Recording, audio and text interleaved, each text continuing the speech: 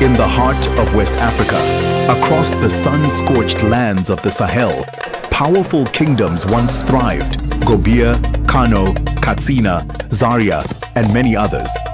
They were rich, mighty, and proud. But beneath the golden crowns and glittering markets, something was stirring. A storm that would sweep across the land, led by a man of faith, knowledge, and unstoppable will. Usman Danfodio.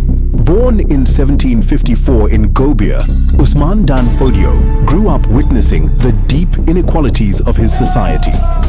The Hausa rulers, once noble leaders, had fallen into corruption. The people suffered under heavy taxes. Pagan practices crept into Muslim life. The dream of a just and pure Islamic society had become a fading memory. Usman became a teacher, a preacher, but more importantly, a spark. His words carried across the plains, a call for renewal, for jihad, for justice. The rulers grew uneasy. Usman's influence was growing beyond sermons. People abandoned the courts of kings to follow him. When Yunfa, the new king of Gobir and once a student of Usman, ascended the throne, things changed violently.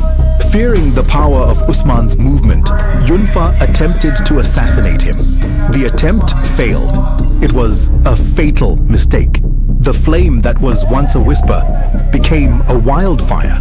In 1804, Usman Danfodio declared a jihad, a holy war against the corrupt rulers. His army was made of soldiers from scholars, herders, farmers, united by a dream of justice and true Islam.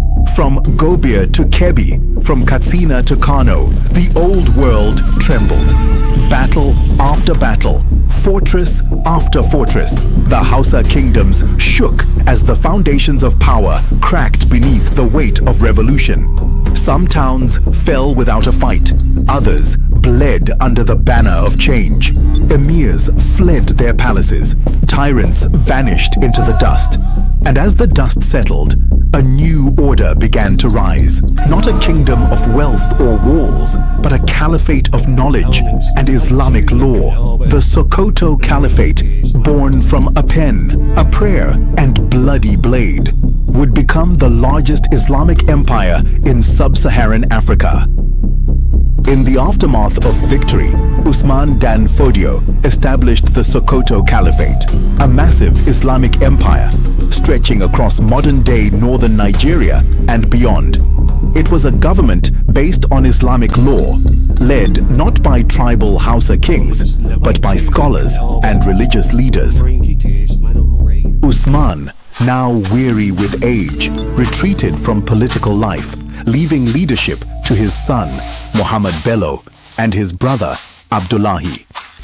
Yet his vision, a society ruled by learning, law, and faith, lived on.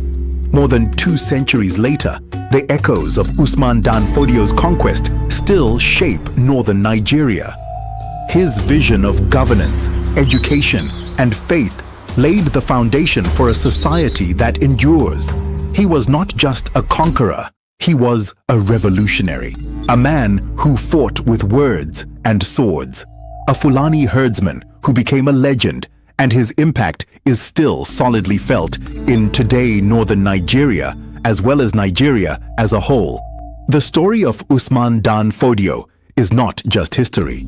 It is a reminder that an idea, once planted, can shake empires, rewrite maps, and live forever in the hearts of people.